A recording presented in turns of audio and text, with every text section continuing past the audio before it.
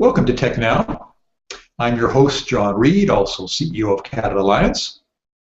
And I'm very pleased to have with me today the new CEO of CanWIT, Sandra, an entrepreneur in her own right. So Sandra, I wonder whether you could just share with us, some of our viewers, what's this CanWIT all about? What's the mission of the organization? Sure, and first off, thanks so much, John, for having me.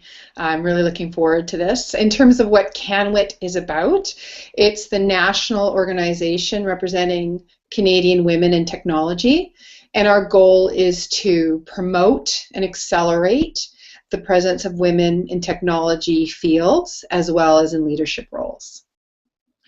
Excellent. That's a pretty good summary. You know, I've seen you have a lot of meetings going on across the country. You seem to have a very good regional network. I think that's important. You have a lot of engagement. But as the new CEO, CEOs always have a bit of a vision over where they would like to take organizations. Can you share with us some of your thoughts? Sure. I'd like CanWIT to be known globally as setting the benchmark for women in technology. And although we'll be and are a national organization, to your point, we need to have strong local representation. So we'll have the national brand and then local feet on the ground, because as we know, Canada is a fairly broad and large country, and there's regional differences, and so we need to make sure we leverage what those are as well as reflect them. And I understand you're a pretty good choice because you have experience yourself in starting businesses and going through, you know, the cultures and the issues for startup to eventual, you know, commercialization and success. Tell us a little bit about some of the experiences you've had. Sure. So yes, I'm a two-time entrepreneur, and now I work with many other entrepreneurs. The first one was DocSpace, and that was in the 90s, and it was the first sort of enterprise SaaS play. We had a number of products, and we built that to 100 people, and were acquired ultimately for $568 million, which at the time was the largest transaction in Canada.